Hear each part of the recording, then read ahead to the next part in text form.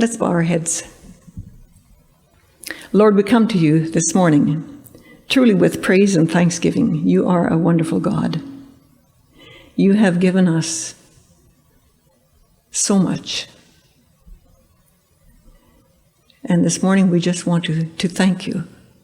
Thank you for the gift of the Sabbath. Thank you for each one who has come out, braved the cold, and come to worship you this morning. May we gain a blessing from spending this time with you and with each other. Bless those who were not able to come. Bless the pastors at their meetings in hope. May they be encouraged and refreshed. We ask these blessings in your name, and we ask that you will bless your people all around the world, many in much more trying situations than we are. Be very close to them. For Jesus' sake, amen. Well, today I'm going to continue with a talk on health that I started some weeks ago. The title of my last one was Mind Over Matter. And if you don't mind, it does matter. We looked at the acronym CREATION, which was put together by a team of health professionals at Florida Hospital, and they're famous for their wellness center, a beautiful center that has benefited hundreds, probably thousands of people. They got the principles from, would you believe it, the first few chapters in Genesis. And so for their acronym, they chose CREATION Health, and they're kind of switching now. If you go online, it might be under CREATION Life, but they probably still have it under CREATION Health as well. We started looking at these principles last time, and we covered 5 of them, 5 that deal more with the mental, although the mental and the physical are so closely tied together that they definitely overlap, as you will see with the last 3 that I present today. What affects the mind affects the body, and what affects the body affects the mind, sort of thing. So they are very closely connected, but the ones that we looked at, what we'll do, we'll go through the letters. They stand for, let me see if I can, they stand for choice, rest, environment, activity, trust in God, interpersonal relationships, outlook, and nutrition. The first time we looked at choice, environment, trust, interpersonal relationships, and outlook. So those ones that I might just very briefly summarize what we discussed last time. But the ones that we're going to concentrate on today are the apparently more physical ones that do affect the mental. Rest, activity, and nutrition. Choice was a very good place to start with a C, because it's the first step in getting better health. You need to make choices, maybe, for some changes, if you want to see improvement. Let's see. Okay, rest, activity, and nutrition are the ones we're looking at today. I already talked about that. All right, choice. God wanted humans to have choice. He is not a God of force. When things are being forced on you, you know that is not of God. He gave us choice right from the beginning. For instance, he gave Adam you might call it job, to choose names for all the animals. I think that's neat. And of course, there was the choice of the tree in the middle of the garden. Rest is one of the ones that we're going to really look at today. Now, Is rest really that important, or is it a waste of time? You know, Benjamin Franklin thought it was a waste of time, and he introduced daylight saving time to try and regain 1 hour. Thomas Edison was another famous person who thought that sleep was really a lot of wasted time. And he invented the light bulb, which extended our day far into the night, if you want. Interestingly, a lot of research has been done on daylight saving time, and it's really quite interesting what they have discovered. When daylight saving time comes in, there are more traffic accidents, especially that first day. There's more absenteeism by students and by employees. And then when we're at the other end, where it goes back to standard time and we lose an hour, I think it's Sweden, somewhere in Scandinavia, they have done extensive studies and found that there is a 5% increase in heart attacks during the first 3 days after the time change. So apparently, even 1 less hour of sleep makes a difference. Maybe that's why God started each day, in quotes, with night. Interesting to think about. We start our day after we've had that rest time that the day actually begins with. And it's interesting, even today, we still celebrate or follow biblical time reckoning for 2 days a year. For New Year's Eve, starts the night before, and Christmas Eve, the night before. Interesting, because that is biblical time reckoning. God knew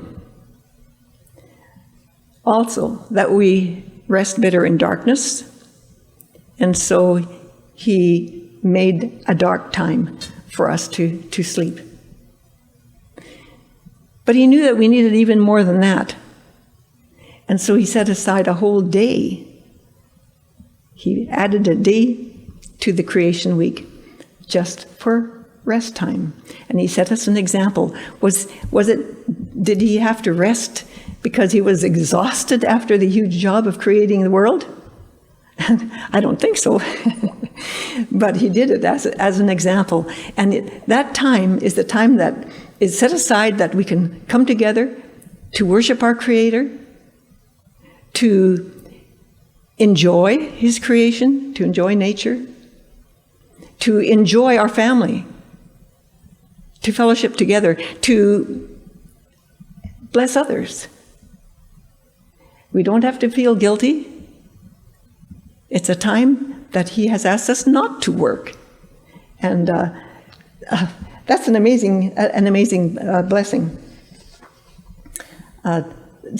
Charles Sturgeon, who was a famous preacher from the 1800s, once said, "The bow cannot always be bent without fear of breaking." Now that could be a bow like bow and arrow, but it could also be even a violin bow. I was thinking about a violin bow. You release the tension when you're not using it.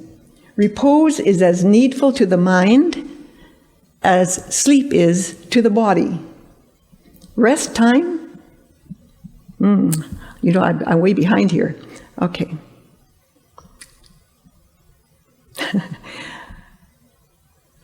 All right, I'm ahead of myself. Rest time is not waste time. In the long run, we shall do more by doing less.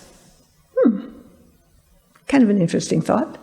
And it was proven over and over to us when we lived up north in the Peace River country, which is mostly grain farming.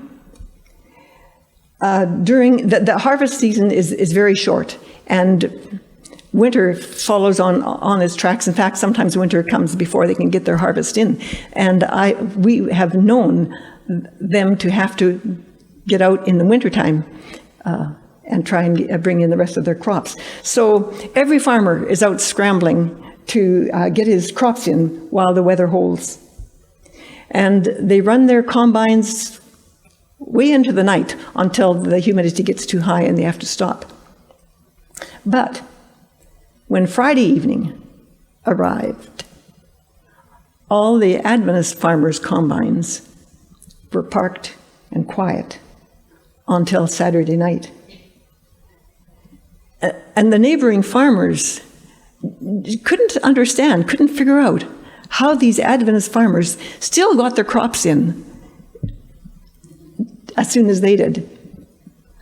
I'm sure it was also, God's blessing that helped them. So science is showing that we humans need 1 day in 7 to rest. And when you choose the day that God chose, I think you're doubly blessed. It's interesting, they've also found that animals and even plants have a 7-day biorhythm. Fascinating. Well, let's look at the sleep part of rest. Have you thought about it? You're actually spending about 1/3 of your life in bed. That sounds a bit extreme, doesn't it? But that sleep time is extremely important. That's when your cells grow and heal. No wonder babies need a lot of sleep. They're growing amazingly fast in those early stages. So it is not waste. And it's also rejuvenation time for our immune systems and our brain. It's a time when we renew our strength and vigor for the coming day. In our stressed out rat race world, you may be one of thousands who have a real problem sleeping, insomnia. There are some tips that help us to sleep better. First of all, get adequate sunlight, fresh air, and physical activity during the day. Morning is best.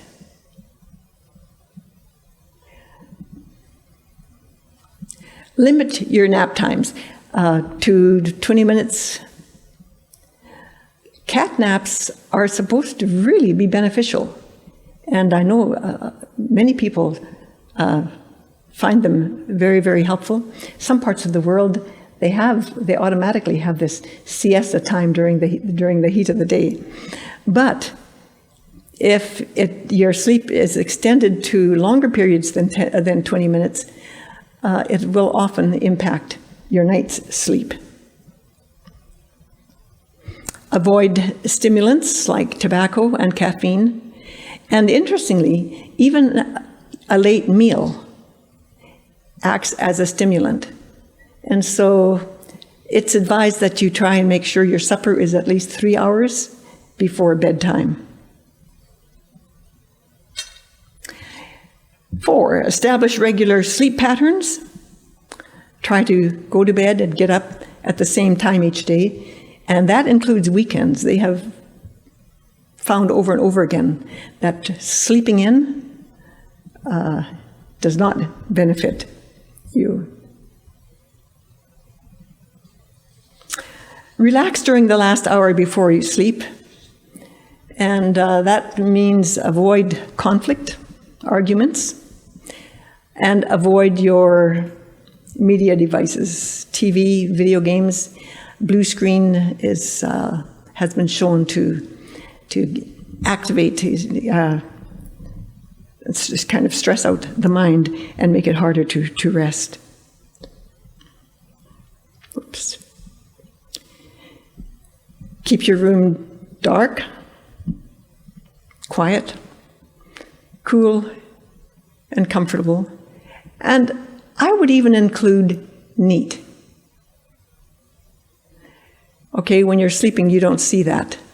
But going to bed, although you might not even realize it, clutter is a stress on your mind. Kind of interesting. So those are some things to make your environment more conducive. And lastly, use progressive muscle relaxation. I don't know if you've heard of that, but it's where you kind of methodically go through your muscle clusters, starting with your hands, and you tense them up really, really tight for, how long is it?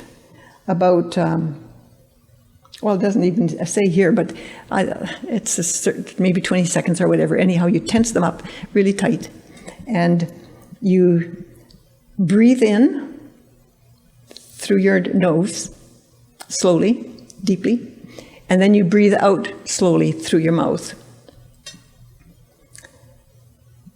And you relax as you're doing this, then you move on down, and maybe your abdominal muscles, and then your leg muscles, and try and remember to keep the previous muscles relaxed as well. That helps a lot of people. All right, so that kind of covers what we're going to do here with rest. There's a lot more that could be said, but this, remember, is just kind of an overview. All right, the next letter is E in creation, and that stands for environment. And you remember last time Mark talked about the importance that he found in choosing an uplifting environment. Our own environment, we cannot control altogether, but there are things that we can do, and I like to think of it as making my home a little more like Eden, a little more like heaven. Introduce plants. Think of your senses, things that please sight, please the ear, nature sounds, bird songs, water. You might, even in your workplace, you might not be able to do a whole lot, but you might be able to, if for instance, if you're in an office, you might be able to add a small water feature that you hear water running. A lot of people find an aquarium a very relaxing thing. What we're looking for are ways to de-stress. And nature is a good way to de-stress. Again, I would say probably one thing that we can all think about for improving our environment, and that is, do you have a cluttered workspace or clutter? Clutter, as I said about sleep, clutter is a stress even when you don't recognize it. It's hard to feel peaceful in the middle of a mess. Activity. All right, that's another one that we're looking at today. You've all heard, use it or lose it. And that works for the brain, and it also works for our muscles, our body. What are we have marvelous brains. What are some things that we can do to strengthen and, you might say, exercise your brain? Well, learn something new. Maybe a musical instrument, maybe a new language, maybe if you're dealing, I know Josh is dealing with media, and so he's busy learning something new all the time online to help him with his work. Something new, just to keep that mind working. Feed your brain, and that's literal. Feed it food that it likes. Stay low on your sugars and your fats. And the foods that it particularly likes are dark greens, berries, walnuts, and healthy oil such as coconut or flax oil. Your brain really needs these. We'll talk about that maybe a little bit more later when we get to nutrition. Socialize. Loneliness is a killer. And we saw that actually during the isolation of COVID, didn't we? I forget, it was one of our caregivers here in the church. I think it was Tez. And she was telling about the amazingly negative effect it was having on the elderly in the nursing home where she was working. And one old lady, I remember she shared, said, that's not what I came in here for, to be a prisoner. Even her daughter, who lives right here in Nelson, was not allowed to visit her or to take her out to remove her. And 3 months later, she passed away. Socializing is very, very important. Doug I talked to him on the phone this morning, and one of the presenters there is, I forget her name, but anyhow, she was telling about the importance of relationships. And she said that if you have poor relationships, if you don't have good, strong relationships, it can cut up to 20 years off your life. I thought that was fascinating. I said, I'm going to share that. All right. Exercise your brain. And I already mentioned about learning something new. That's certainly exercising your brain. But there are things like crossword puzzles, even regular picture puzzles are supposed to be very, very good. Reading, and I don't think there's any reading that you could choose better than the Bible. It's an amazing mind expander. Get enough sleep, all right? We just talked about rest. Sleep is very important for your brain to sort out everything that it needs to sort out, and it's like a computer that man hasn't ever been able to make yet. But that sleep time is important for it. Exercise physically. It gets the circulation moving. It gets more oxygen to your brain. It's important. And talk to God as to a friend. He loves it.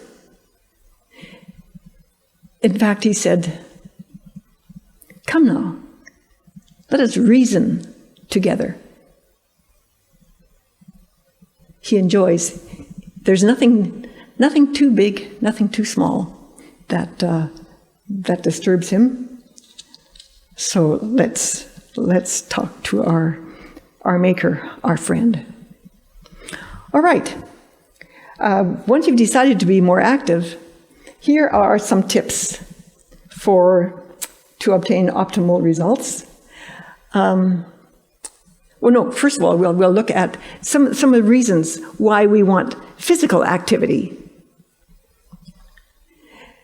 Do you know that it actually helps prevent chronic disease like heart, cancer, diabetes, stroke? Those are biggies. Those heart attack, cancer, and stroke are the three biggest killers, and I think diabetes now is right on its tail. Exercise helps control that or prevent it. Also, it helps us control our weight, reduce our fat. It burns calories, and that takes care of our weight. It strengthens our muscles, of course, that's well known, but it also strengthens your bones and your joints. The bones, especially weight-bearing exercises, weight training, helps your bones. And your joints, do you want to keep them flexible? The elderly in particular, probably the flexibility and balance are very, very important to prevent falls and, of course, possible broken bones. It conditions our heart and our lungs. There it is again. Like I said, everything kind of is so closely intertwined. It improves our sleep if we get that exercise, and particularly outdoors is helpful. But one thing I should maybe point out here, and that is it's not really good to do strenuous exercise for the last at least hour before you go to bed, because that gets your blood going. It decreases your chance of depression. And once you are depressed, if you've ever been there, it's really hard to get motivated to get the exercise that you know you need. It increases our energy and, of course, our self-esteem. So those are some good reasons to be active. And if you realize you need to be more active, here are some tips that will help you. Taking a look at these two joggers, it gives us some clues. First of all, it is very helpful to have an exercise partner, and that shows it here. It's also helpful to choose more than one activity that you like. You don't want to get bored. So maybe you like hiking, maybe you like kayaking, maybe you know what sorts of activity you would enjoy. Try and vary them. That will motivate you to keep going. It also helps to have comfortable shoes and clothes. Those are three important things. Exercise outdoors, if possible. Sunshine, it's good. Fresh air. And again, morning is best. I've heard one wellness doctor say that it's good immediately after a meal to go for a walk. Don't even take time to do dishes first. That's a hard one for me. I like to get those dishes done before they dry on. But it's supposed to be very, very good to take a little walk right after a meal. And don't overdo it. If you make your muscles all sore, it's not going to encourage you to keep on. Even walking and gardening, which are quite moderate exercises, have a lot of benefits. Start easy. And if you're older, it might be a good idea to check with your doctor and just see what kind of exercise might be good for you. If you're doing strenuous exercise, a minimum of 3 times a week is good. If you're doing more moderate exercise, it should be at least 5 times a week to give your body full benefit. For better results, you could include interval training. You can go online to find out the particulars of that, but it's kind of a moderate exercise, like walking for 3 minutes, I think it's 3 minutes, and then a fast burst of something more strenuous, and then back to the slower. Like I said, you can check it out online for more details.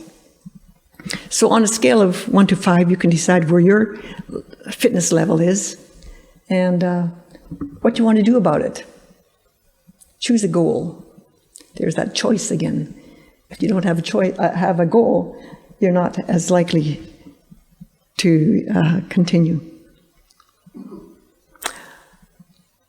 All right. Trust in God was one that we covered last time. It's important to have something in your life that you can depend on. And I can't think of anything more dependable, more trustworthy than our Maker, who is intensely interested in us. I like this. I trust God with my life. After all, He gave it to me. Interpersonal relationships, I referred to them, how important they are, and we talked about that last time. It actually is life-giving. Important. And God gave us tools to help us. Tools like mercy. A big one that I mentioned last time was time. To be willing to give time to a relationship. That time is what life is made of, so in a sense you're giving your life. Outlook, also one that we covered. A positive attitude, extremely important for health. Yes, forgiveness is when I said mercy, I was thinking forgiveness too. But yes, extremely important for a relationship. And then last of all is the N for nutrition. To eat is a necessity, but to eat intelligently is an art.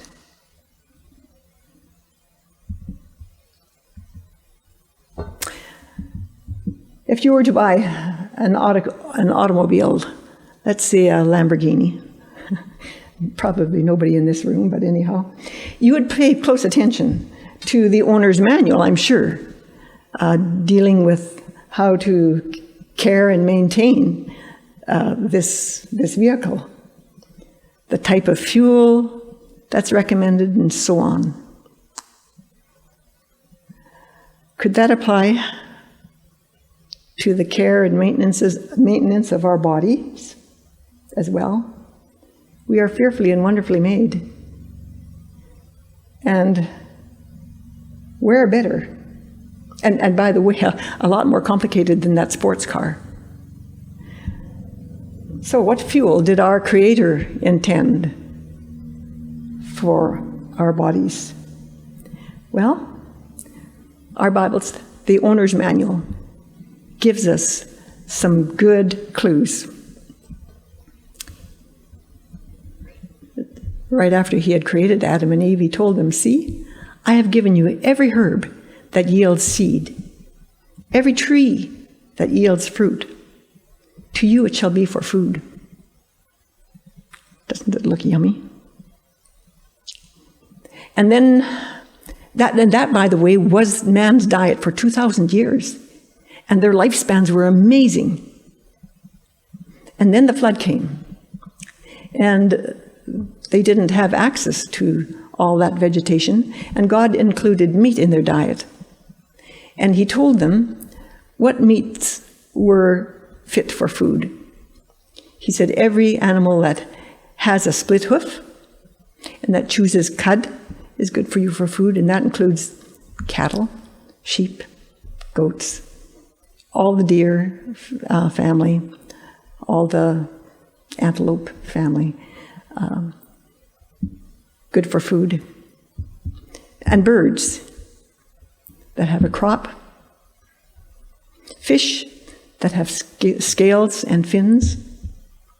And you'll notice the animals, the birds, the fish, if you go to Leviticus 11, it'll name scavengers and carnivores not fit for food. And the reason God said that was not arbitrary. It was for man's own safety, for parasites, contaminants, etc. So if you are including meat articles in your diet, it still pays to follow the Maker's advice on that. Okay. So He gave us fruit and grain and nuts and seeds and vegetables, meat. It's been shown repeatedly that an unrefined, complex carbohydrate diet is best for stamina. That's something that athletes keep in mind, for avoiding chronic disease, and for adding quality and quantity to our life. And that really came out in the National Geographic study on blue zones. They found that these people who live well into their 90s and maybe even hundreds and still have a good quality of life are usually on a very simple diet, often meat-free or very low in meat. Different parts of the world. But the only blue zone in all of North America is around Loma Linda, which is an Adventist community. And they have many centenarians there. They had a doctor who was still helping in surgeries in his 90s. Truly amazing. But you ask, what about protein? If you're eating a variety of food, you can rest assured that you're getting all the protein you need. There's protein in grains, nuts, and legumes. If you're not using eggs or dairy products, though, it is advised that you supplement your vitamin B12.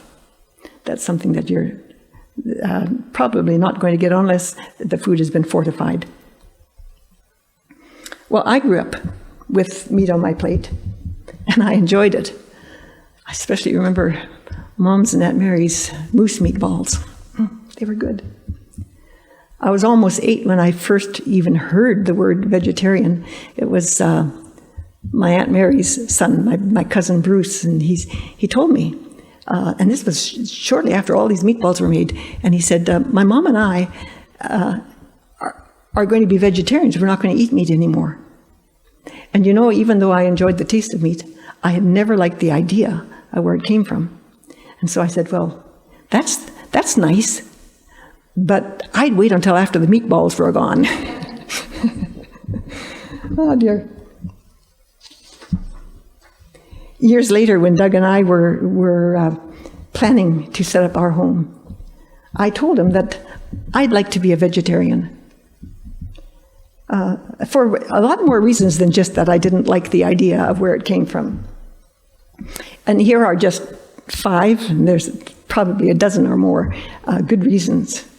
But 5 reasons why I would choose to be a vegetarian, or why I choose to be. One is hunger. 7.6 people die annually from undernutrition. Now that's a nice word that they use now for starvation. 7.6 million people, and almost half of those are children. 3.1 million are children. Nearly 60% of the world's farmland is devoted to raising beef. Truly. The number of people that could be fed if this land was freed for human food is 3.5 billion.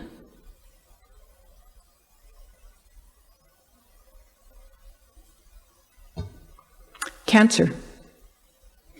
For example, increased risk of breast cancer for women who eat meat daily compared to those who eat meat less than once a week is 3.8 times, almost 4 times. For women who eat eggs daily compared to those who eat an egg a week is 2.8 times. Cholesterol. The percent of American men who die of heart disease, 25%. 1/4. Percent of risk of average American men who eat no meat or dairy or eggs of dying of heart attack is 4%. That's huge. Natural resources. And of course, one of our major natural resources is water. The amount of water used for livestock raising or production is more than half of all the water used for all other purposes.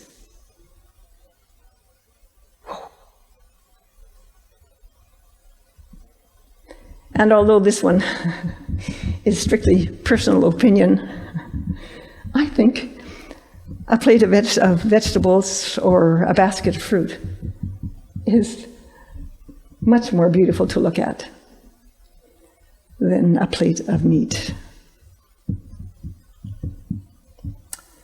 My advice, if you're interested in moving towards a plant-based diet, I've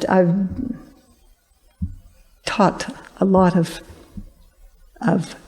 meatless cooking or plant-based cooking in community colleges and whatnot. And this is my advice to the people. Don't make your switch too fast. You probably won't stick to it, or you might have members in your family that are much happier to go down to A&W and get something there. So build up a repertoire. This is what I encourage. Build up a repertoire of dishes that you like and that your family likes, that you can really enjoy. You might just choose to do, okay, let's do one day a week, to help just a little bit in feeding the world. And be patient with your taste buds. They do change.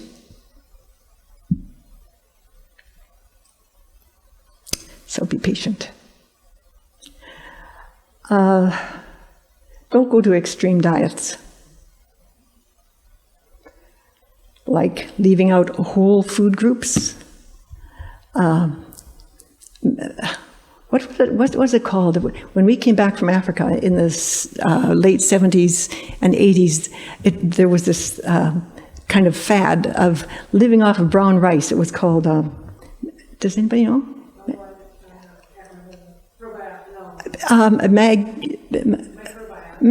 Macrobiotic.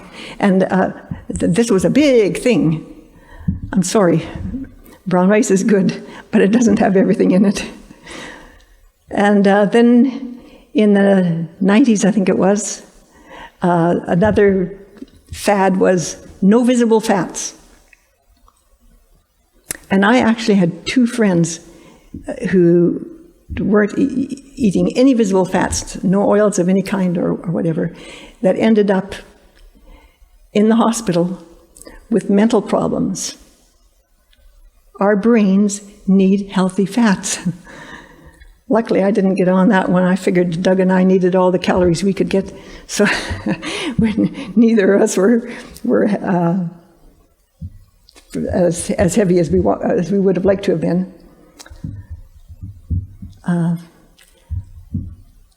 No salt.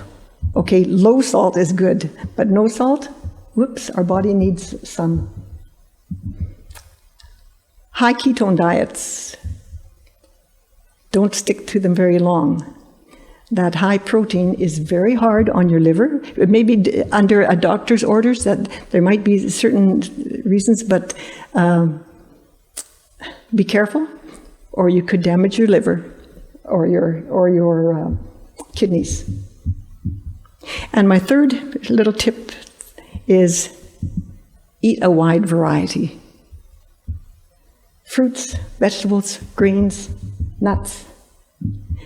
Eat the rainbow is the new advice that is given. And it's interesting that the different colors seem to be high in different nutrients. So eating the rainbow is just an interesting little guide. All right. Now, we have presented 8 different aspects. Don't try to make changes in all 8 at the same time. Choose what you think is most important and work on that. And when you see your goals being met, move on to more. By the way, if you want ideas and recipes, we will be doing some cooking classes, sharing. I've named it My 5 Faves, and we'll be sharing recipes that include main dishes, desserts, soups, vegetables, breakfasts, and so on. So hope to see you there. Thank you. Let's bow our heads. Lord, again, we come to you, our Maker, our Creator, our friend. You want us to have life more abundant, and you have told us how. We ask that you will guide us, bless us, as we endeavor to glorify you in what we eat and drink or whatever we do. May we honor you for Jesus' sake. Amen. Join Nelson Adventist Media on YouTube, Rumble, and Facebook for good sermons, praise time, prep talk, testimonies, health segments, and more.